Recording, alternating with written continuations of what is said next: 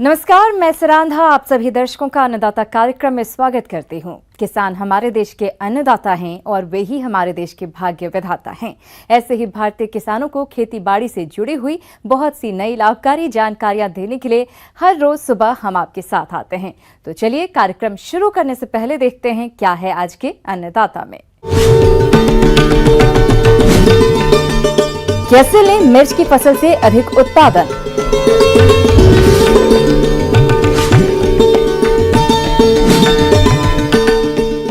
दुधारू पशुओं में बाह्य परजीवियों की समस्या और उनकी रोकथाम।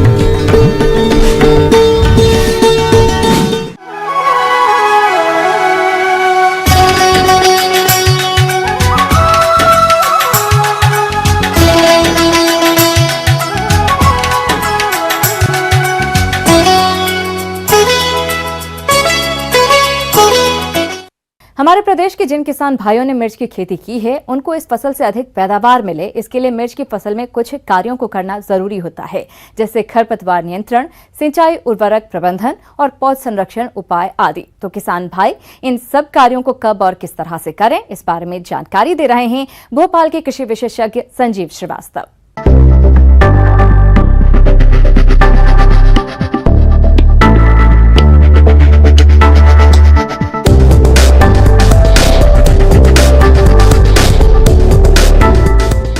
मिर्ची की खेती में अभी जो आपकी सामयिक समस्याएं हैं या जो अभी चल रहा है आपके खेती में, वो आपने जो बोनी कर रखी है वो फसल इस समय आपके खेतों में होगी।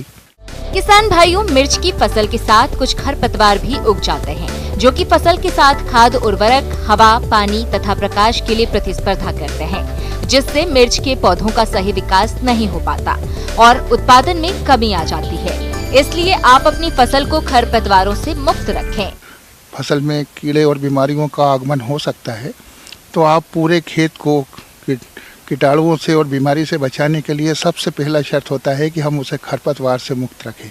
तो आप कोशिश करें कि आपके जो खेत में खरपतवार हो गए हैं, इसकी आप निंदाई गुड़ाई करें, हाथ से करें, इंटरकल्चर करें। कुछ साधन इसके डेवलप हो गए हैं, कुल्फा है, डोरा है, उसके माध्यम से भी आप पूरे खेत को सुरक्षित कर सकते हैं खरपतवार से और खरपतवार मुक्त रख सकते हैं। सिंचाई आपको कंटिन्यू करना है, जिससे आपको सब्जी के लिए उपयोग की जाने वाली हरी सब्जी जो है वो आपको मिलती रहे और आप उसको बराबर बेचते रहें। किसान भाइयों, फसल की निराई गुड़ाई करने के बाद यूरिया उर्वरक की 50 से 55 किलोग्राम मात्रा को प्रति हेक्टेयर की दर से प्रयोग करना चाहिए, जिससे कि आपको अपनी मिर्च की फसल से अच्छा उत्पादन प्राप्त हो सके। इसकी जो खाद है वो तो आप पूरा दे चुके होंगे। दूसरी जो है आपको 40-45 दिन में फ्लावर आने से पहले देना है। फिर भी थोड़ी बहुत मात्रा बची हो तो सिंचाई से पहले जो तीसरी चौथी सिंचाई करते हैं आप, थोड़ी बहुत मात्रा तीसरे हिस्से के रूप में भी उपयोग की जा सकती है, लेकिन इससे ज़्यादा हमको यूरिया या नाइट्रोजन नहीं देना है। जितनी आवश्यकता है, जितनी ज़रूरत है, उसी हिसाब से अगर आप नाइट्रोजन का उपयोग करेंगे तो वो आपके लिए फ़ायदेमंद रहती है। मिर्च की फसल को कुछ कीटों व रोगों द्वारा अधिक हानि पहुंचाई जाती है, और यदि आपने इन कीट व रोगों का शुरुआती अवस्था में नियंत्रण नहीं किया तो ये कीट मिर्च की फसल को खराब कर देंगे और आपको कम उत्पादन की प्राप्ति होने से आर्थिक हानि का सामना करना पड़ेगा।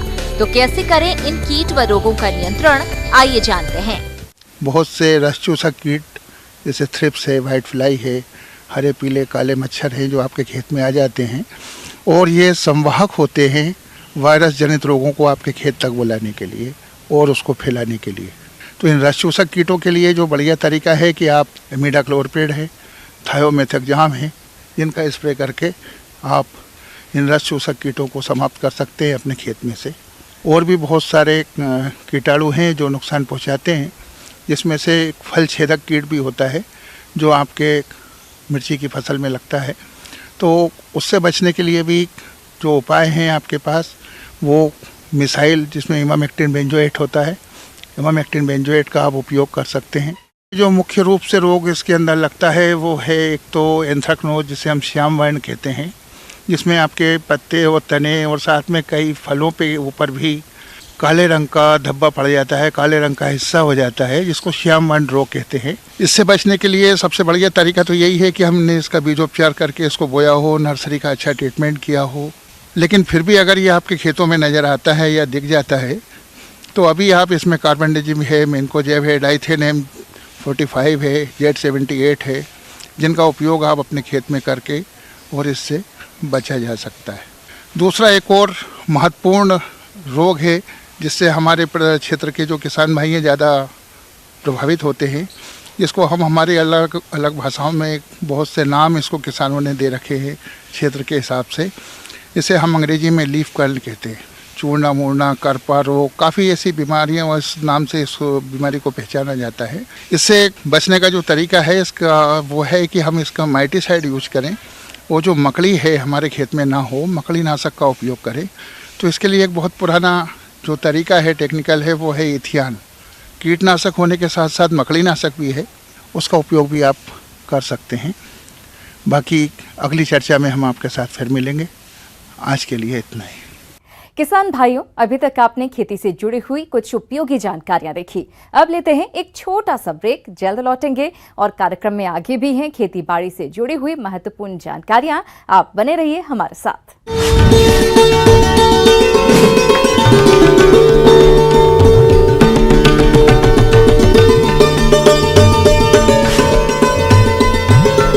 प्रदेश के अधिकतर किसान भाई खेती के साथ साथ गाय भैंस का पालन करते हैं, लेकिन इन दुधारू पशुओं की देख-रेख में लापरवाही के चलते बाह्य परजीवियों की समस्या देखने को मिलती है। तो पशुओं में आने वाले बाह्य परजीवियों की समस्या से बचाव और इसकी रोकथाम कैसे की जाए, इस बारे में सुझाव दे रहे हैं कृषि महाविद्यालय जबलपुर के डॉक्टर लक्ष्मण सिंह शेखावत।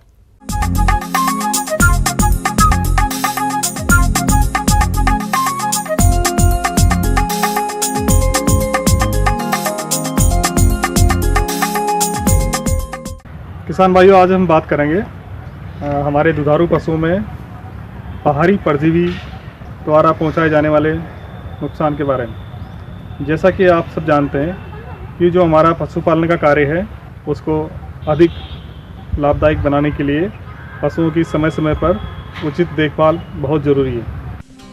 अक्सर देखने में आता है कि हमारे कुछ पशुपालक भाई अपने दुधारू पशुओं में आने वाले बाह्य परजीवियों पर ठीक तरह से ध्यान नहीं दे पाते हैं, जिसका विपरीत प्रभाव पशु के स्वास्थ्य के अलावा उसके दुग्ध उत्पादन पर भी देखने में आता है। ये बाह्य परजीवी पशुओं का खून चूसकर उनके स्वास्थ्य पर प्रभाव डालते हैं, जिससे पशु कमजोर और बीमार पड़ जाते हैं। जैसा कि किसान भाइयों आप जानते हैं कि जो हमारे पशु है उनमें जूं, किलनी, चींचड़ी, मक्खियाँ, मच्छर ये बहुत नुकसान पहुंचाते हैं और लगातार पशु का खून चूसते रहते हैं। और इनकी जो संख्या है वो आमतौर पर किसान भाइयों को कम दिखाई देती है और रात के समय ये परजीवी बहुत भारी संख्या में आके और हमारे पशु के चिपक जाते हैं। और जैसे इस सवेरा हुआ रही है, अपनी जो छुपने की जगह जहाँ पशुशाला की दरारें हैं, जहाँ हमारे फर्श में कहीं दरारें हैं, यानी कि जो अंधेरे की जगह है वहाँ जाके छुप जाते हैं। तो किसान भाई उनका सही अंदाज़ा नहीं लगा पाते और ये परजीवी अपने जो वजन है उससे कई गुना अधिक खून प्रतिदिन चूसते हैं। उससे हमारा जो दुधारू पशु है या हमारे जो बछड़े हैं वो लगातार कमज़ोर होते रहते हैं और कई बार तो इतने कमज़ोर हो जाते हैं कि वो उनकी मृत्यु भी संभव है। और इसी प्रकार ये जो हमारे बाह्य परजीवी हैं वो पशुओं में कई तरह के रोग भी फैला सकते हैं। जैसे लाल बुखार पशुओं में होता है, उससे पशु में बुखार आता है और पशु धीरे धीरे कमज़ोर हो जाता है। हमारा जो दूध उत्पादन है वो धीरे धीरे कम हो जाता है। इस प्रकार उनकी उत्पादन क्षमता और प्रजनन क्षमता भी कम हो जाती है। इसलिए किसान भाई बहुत ध्यान रखें कि समय समय पर इन परजीवियों का कंट्रोल या नियंत्रण बहुत ही जरूरी है। किसान भाई, बाह्य परजीवियों की रोकथाम करना बहुत जरूरी है, तो इसके लिए पशु चिकित्सक की सलाह से अपने पशु को आइवरमेक्टिन दवा की टीका अवश्य लगवाएं। इसके अलावा बाह्य परजीवियों की रोकथाम के लिए और कौन कौन से उपाय अपनाएं, आइए जानते हैं। परजीवी कंट्रोल के लिए मुख्य रूप से ब्यूटाक्स जो दवा आती है उसको प्रति लीटर 2 से 3 ml पानी में घोलकर पशु को उसकी त्वचा पर पोंछा मारने से तो ये पशु से दूर होते हैं और इनकी पकड़ कमज़ोर होती है। इसलिए सप्ताह में 2-3 बार घोल के और किसान भाई इसको पशुओं को स्प्रे कर सकते हैं या उन पर अच्छी तरह से कपड़े से पोंछा मार सकते हैं। इससे उनकी पकड़ दूर होगी और ये धीरे धीरे नष्ट हो जाएंगे।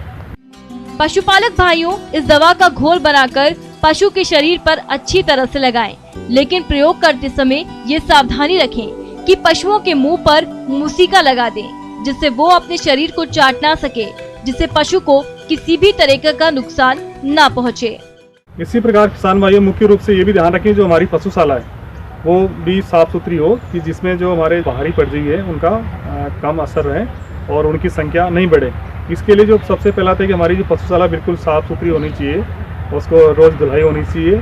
इसके साथ ही जो पशुशाला की जो अंधेरे की जगह है वहाँ भी किसान भाई उनका वाइट वाश कराएं पूरा समय समय पर। इसके साथ कोई भी इंसेक्टिसाइड दवा, उसकी जो दरारें हैं, जो नाली है, उसका छिड़काव करें, उससे भी इनका कंट्रोल रहेगा और इनकी संख्या नहीं बढ़ेगी।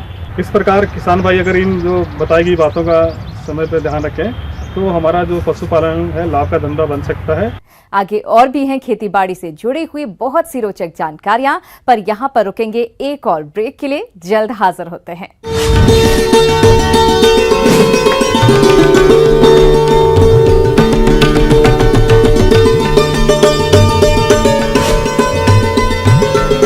ब्रेक के बाद एक बार फिर से आप सभी दर्शकों का अन्नदाता कार्यक्रम में स्वागत है। बढ़ते हैं अगली प्रस्तुति की ओर।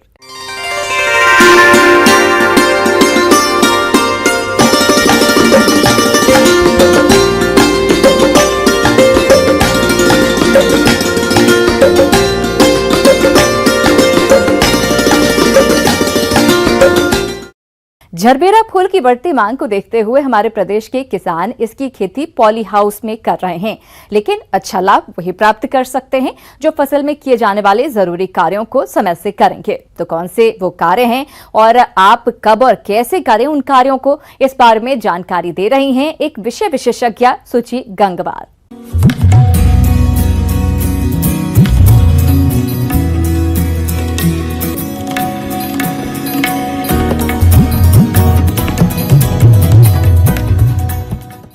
अगर हम जरबेरा की बात करें तो जरबेरा एक फूल का नाम है। इसको हम विंटर सीजन में तो ओपन फील्ड में कुछ समय के लिए लगा सकते हैं, परंतु कोई किसान भाई इसको व्यावसायिक तौर पर लगाना चाह रहा है तो ये आपका जरबेरा आपका पॉली हाउस और शेडनेट हाउस में ही पॉसिबल है। इसमें किसान भाइयों अब सबसे पहले हम बात करते हैं पॉली हाउस की तैयारी की। इसमें बेड की तैयारी करने का बहुत ही एक हमें देख के करना पड़ेगा। इसमें कम से कम आपकी हाइट जो है वो कम से कम 50 सेंटीमीटर आपकी हाइट होनी चाहिए बेड की। उसके बाद आप इसका नीचे का बॉटम विड्थ है वो आपका 80 से 90 सेंटीमीटर होना चाहिए और इसका बेड का टॉप विड्थ है जो आपका 60 सेंटीमीटर होना चाहिए। बेड के बीच की जो दूरी है वो 30 से 40 सेंटीमीटर की होनी चाहिए। अब इसके ऊपर हम जो है ड्रिप इरिगेशन का इस्तेमाल करेंगे। अब हम ड्रिप इरिगेशन बिछा के इसमें भी जो प्लांट की जो दूरी होती है वो 30 से 30 सेंटीमीटर होती है और कतार से कतार की दूरी भी 30 से 30 सेंटीमीटर होती है। किसान भाइयों, झरबेरा की फसल से गुणवत्ता युक्त अधिक फूलों की प्राप्ति के लिए अब फसल में पोषक तत्व प्रबंधन करते हुए सिंचाई और खरपतवार नियंत्रण कैसे करें, आइए जान लेते हैं। फर्टिलाइज़र चूँकि हम सिंगल सुपर फास्फेट और मैग्नीशियम सल्फेट शुरू में इस्तेमाल कर चुके हैं, अब इसमें 3 वीक तक हमको कोई भी फर्टिलाइज़र देने की ज़रूरत नहीं पड़ेगी क्योंकि हम इसमें ड्रिप इरिगेशन का इस्तेमाल करते हैं। तो 3 वीक के बाद ही हमको फर्टिगेशन देना पड़ेगा। फिर आपके पास जो भी वाटर सोल्यूबल फर्टिलाइज़र हो, जैसे 19-19-19, 12-61, 13-45, 00-50, जो भी आपके पास हो, 18-18-18, उसको हम जो है वो फर्टिगेशन के थ्रू जो है आपका डेली इंटरवल बेस पे या फिर वीक में 2 बार हम इसको फर्टिगेशन के थ्रू देंगे। पानी की इसमें ज़रूरत बहुत पड़ती है। पर डे आप पर प्लांट 700 ml जो वाटर जो है पानी की रिक्वायरमेंट एक पौधे को होती है। तो हमको जो भी आपका ड्रिप इरिगेशन का डिस्चार्ज हो उसके हिसाब से हमको पानी देना है। पर दिन में हमको 20 से 25 लीटर जो है अगर हम ड्रिप इरिगेशन चला दें तो वो पर्याप्त रहेगा। पर ज़रूरत से ज़्यादा पानी ना चलाएं क्योंकि पॉली हाउस के अंदर ज़रा सा भी ह्यूमिडिटी अगर बढ़ गई तो इसमें इन्फेक्शन जो है पौधों को ज़्यादा रहेगा। पौधों की अगर हम फूलों की बात करें तो 70 से 80% ह्यूमिडिटी अंदर होना चाहिए, ये इसके लिए पर्याप्त रहता है। और टेम्परेचर की अगर हम बात करें तो दिन का टेम्परेचर 22 से 25 डिग्री सेंटीग्रेड और नाइट का टेम्परेचर आपका 20 से 22 डिग्री सेंटीग्रेड जो है इसका होना चाहिए। अब हम इसमें बात करें वीडिंग की। वीडिंग अगर आपके वेट के ऊपर कुछ आ जाए तो हम हाथ के थ्रू करेंगे, कोई केमिकल का स्प्रे इसमें ना करें, लेबर के द्वारा इसको हाथ से ही निदाई गुड़ाई करवाएं। इससे क्या होगा, निदाई गुड़ाई से आपके बेड पे जो है एरेशन भी अच्छा होगा और पौधों की जड़ों का में अच्छी उसमें हवा जाएगी।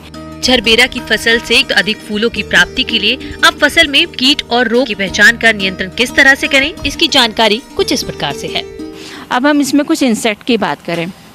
अब चूँकि हम ये पॉली हाउस के अंदर ले रहे हैं तो इसमें साइड में आपका इंसेक्ट प्रूफ नेट लगा रहता है, तो इसमें ज़्यादा बीमार कीड़ों की संभावना नहीं रहती है। परंतु क्या होता है, कभी कभी टेम्परेचर और ह्यूमिडिटी ज़्यादा हो जाने से इनकी जो है ज़्यादा जो है इन्फेक्शन हो जाता है। अब इसमें सफ़ेद मक्खी आती है जो क्या करती है, रस चूसक कीट है, आपके रस चूसती है पत्तियों का, फूलों का। तो इससे क्या होता है, आपके फूलों की क्वालिटी बहुत ख़राब होगी और प्रकाश संश्लेषण की क्रिया जो है बाधित हो जाती है पौधों की।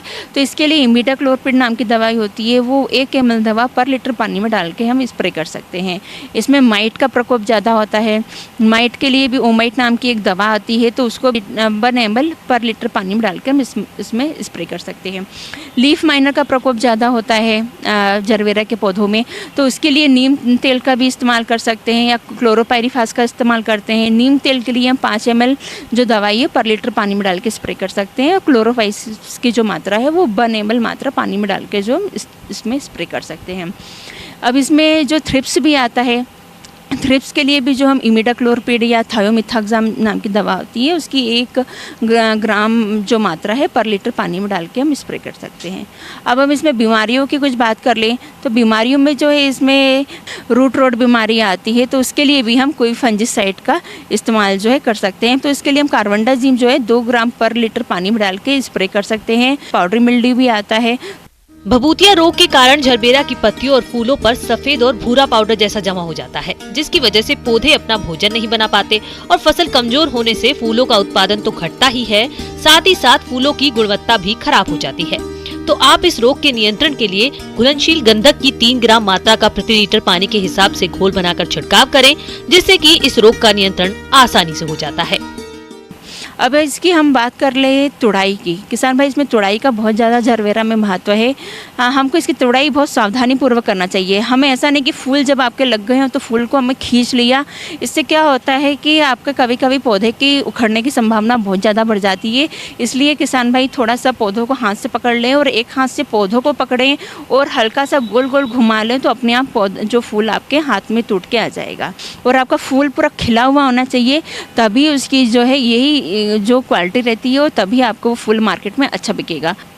और उसमें क्या करना है, अगर हमें दूरस्थ मार्केट में भेजने हैं तो इसके फूलों पे सफ़ेद कलर की पन्नियाँ आती हैं, वो इसकी पन्नियाँ चढ़ा दें ताकि इसके फूल की क्वालिटी ख़राब ना हो। और इसके 8 से 10 स्टेम को रबर बैंड से बांध के जो है अच्छे से जो कार्टून होते हैं, गत्ते होते हैं, उसमें पैक करके हम दूरस्थ मार्केट में भेज सकते हैं। इस तरीके से ये फूल जो है आपके 10 से 12 दिन तक ताज़े बने रहते हैं, ये मुरझाते आपके नहीं हैं।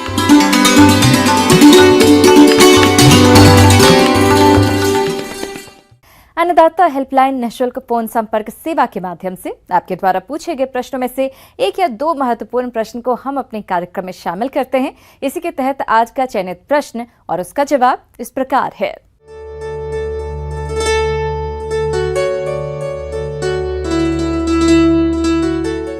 अन्नदाता कार्यक्रम में आज जो प्रश्न हमने शामिल किया है उसे पूछा है गंगागंज जिला सिंगरौली से रामलाल तिवारी ने। आप परवल की फसल की देखरेख पर जानकारी चाहते हैं तो रामलाल जी, आपकी जानकारी के लिए देखिए कार्यक्रम का यह अंश।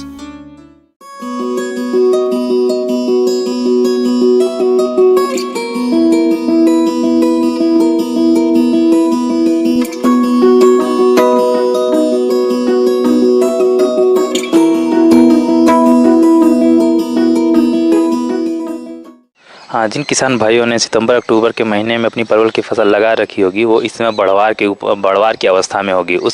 इस समय होने वाली जो क्रियाएं हैं उसमें सर्वप्रथम हमको क्या करना है कि जितने भी पौधे हैं उसके 1 फीट पेरीफेरी यानी 1 फीट वर्गाकार के आकार में हमको थाला बनाना है और पर थाले में हमको DAP 20 से 25 ग्राम और उसमें नीम की खली 250 ग्राम यानी 200 से 250 ग्राम नीम की खली डालते हैं और उसमें बालू डालते हैं। बालू इसलिए डालते हैं उस थाले में कि अगर वहाँ की मिट्टी थोड़ी टफ हो या फिर हल्की मिट्टी ना हो तो बालू मिलाते हैं और उसको मिला के पूरा मिट्टी से भर देते हैं। और इसमें गोबर की सड़ी हुई खाद भी 1 किलो पर थाला के हिसाब से डालते हैं, जिससे जिससे कि उसको प्रॉपर ऑर्गेनिक मैटर या उसको प्रॉपर न्यूट्रिएंट्स मिलता रहे। उसके बाद इसमें हम देखते हैं कि अगर घास के ऊपर से घास निकल रहा है तो एक इंटरकल्चर ऑपरेशन यानी निकाई गुड़ाई कर देते हैं। ये निकाई गुड़ाई हम तब करते हैं जब इसमें सही से पानी की नमी, पानी की जो मात्रा है वो मतलब देखें कि थोड़ा बहुत ठीक हो चुका है, ये नहीं कि नमी ज़्यादा है उसी में निकाई गुड़ाई करना शुरू कर दें। परवल के अच्छे विकास के लिए टपक सिंचाई में 1 से 2 लीटर पानी प्रतिदिन प्रत्येक पौधे के हिसाब से और परंपरागत सिंचाई के लिए 3 से 6 लीटर पानी प्रतिदिन प्रत्येक पौधे के हिसाब से पानी दें। और निकाई गुड़ाई करने के बाद इसमें एक काम और करते हैं जो हमारे इसमें आने वाले सबसे ज़्यादा प्रॉब्लम क्रिएट करती है, वो है लाल भृंग कीट, जिसको बोलते हैं रेड पंपकिन बीटल। ये जो रेड पंपकिन बीटल है ये हमारे पौधों की जड़ों में भी हानिकारक होता है, जो लत्तरवर्गीय सब्जियां हैं, और इसके फल के लिए भी और इसके तनाव के लिए भी। तो इसको हमको कंट्रोल करने के लिए क्या करते हैं कि हम माइकोबिग्लूटानिल 1 ml या फिर 1 ml पर लीटर के पानी के हिसाब से डाल के इसका हम स्प्रे करते हैं। और दूसरा काम क्या करते हैं कि गोबर, वो भी गाय की गोबर का राख में केरोसिन ऑयल मिला के हम सुबह के टाइम में इस छिड़काव कर देते हैं पत्तियों पे, ताकि जो इसके वयस्क कीट हैं उसके पत्तियों को ना खाएं।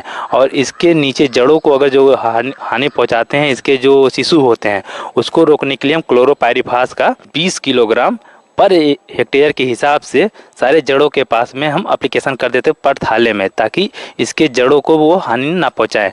और अगर इसके वयस्क को रोकना है तो उसके लिए हम क्या करते हैं कि नाग एक दवा आती है जो साइपरमेथ्रिन और क्लोरोपाइरीफास का एक संयुक्त मिश्रण होता है, उसका 1 ml 1 लीटर पानी में डाल के हम स्प्रे कर देते हैं, जिससे इसको रोका जा सकता है और बचाव किया जा सकता है। इसमें हम ये जो नीम की खली इसलिए यूज़ करते हैं कि जो हमारे पौधों की जड़ों में निमेटोड्स लगते हैं, वो निमेटोड्स मोस्टली पुराने खेतों में लगते हैं, जो 1 या 2 साल से पुराने हो चुके होते हैं, उसी को हम लगातार प्रयोग करते हैं। उसको रोकने के लिए इसमें हम नीम की खली का उपयोग करते हैं। परवल में अलग अलग पौधों पर नर और मादा फूल उत्पन्न होते हैं। नर पुष्पों से फल नहीं बनते हैं, बल्कि वे मादा पुष्पों में परागन का कार्य करते हैं, जिसमें मादा पुष्पों से फल बनना संभव होता है। नर पुष्प बड़े और सफेद होते हैं, जबकि मादा पुष्प थोड़ा छोटा और सफेद होता है। इसके नीचे गर्भाशय जुड़ा रहता है, जो कुछ दिनों में परागण के बाद बढ़कर फल बन जाता है। इसलिए नर फूलों को तोड़कर मादा फूलों पर हाथ से परागण करना चाहिए, जिससे फल अधिक बनते हैं। किसान भाइयों को ये भी इसमें देखना है कि इस समय धीरे धीरे टेम्परेचर में बढ़ोतरी हो रही है, तो किसान भाई लगातार अपने खेतों में भ्रमण करते रहें और देखें कि जब टेम्परेचर इंक्रीज होने के साथ साथ उस खेतों में प्रॉपर नमी नहीं है तो उसके हिसाब से हम उसमें पानी देते रहते हैं। तो इस समय टेम्परेचर बढ़ने के साथ साथ तो 7 से 8 दिन के अंतराल पे हम पानी दे सकते हैं, जिससे कि खेत में जो पौधे हैं उसकी अच्छी तरह से बढ़वार हो सके और अच्छी उपज किसानों को मिल सके। जब पौधों में नए कल्ले फूटने लगते हैं तब मचान बनाने का काम शुरू कर देना चाहिए। परवल के 2 कतारों के बीच 2 मीटर चौड़ाई में 2 से 2 मीटर की दूरी खंभे गाड़ते हैं और बीच में इस प्रकार सुतली से बांधते हैं कि मचान के रूप में बन जाए। प्रत्येक कतार के साथ 50 सेंटीमीटर खाली स्थान रास्ता छोड़ना चाहिए, ताकि दवा का छिड़काव, निकाय, गुड़ाई, सिंचाई तथा फलों की तुड़ाई आदि कृषि क्रियाओं को आसानी पूर्वक किया जा सके। लताओं को मचान पर सुतली के सहारे चढ़ाना चाहिए। मचान मजबूत बनाना चाहिए ताकि वर्षा ऋतु में गिरने न पाए। परवल की खेती में एक और इंसेक्ट लगता है जिसको हम फ्रूट फ्लाई या फिर फल मक्खी बोलते हैं। फल मक्खी हमारे फलों को डैमेज करती है, उस फलों को छेद करके घुस जाती है और फल को डिस्ट्रॉय कर देती है। तो उसको रोकने के लिए हमको डाइमेथोएट 1 ml 3 लीटर पानी में मिला के हम स्प्रे करते हैं, जिससे कि फल मक्खी को रोका जा सके। मिल आसिता पत्तियों की ऊपरी सतह पर पीले रंग के धब्बे बनते हैं। इन धब्बों के ठीक नीचे पत्ती की निचली सतह पर धूल रंग के फफूंद के जाल दिखाई पड़ते हैं। पत्तियां मर जाती है और पौधों के बढ़वार रुक जाती है। इसके निदान के लिए इंडोफिन M45 की 2 किलोग्राम मात्रा को 1000 लीटर पानी में घोलकर प्रति हेक्टेयर की दर से छिड़काव करना चाहिए। अब आइए देखते हैं कल दिखाए जाने वाले कार्यक्रम की मुख्य झलकियां।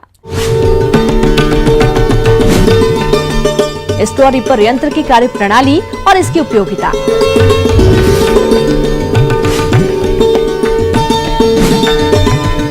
अच्छे उत्पादन के लिए मेंढा की फसल में जरूरी कार्य,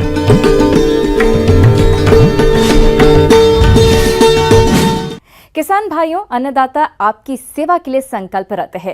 कृषि संबंधित समस्या और सुझावों के लिए आप हमें इस पते पर संपर्क कर सकते हैं। प्रोड्यूसर अन्नदाता, news 18 Madhya Pradesh Chhattisgarh, Ramoji film city.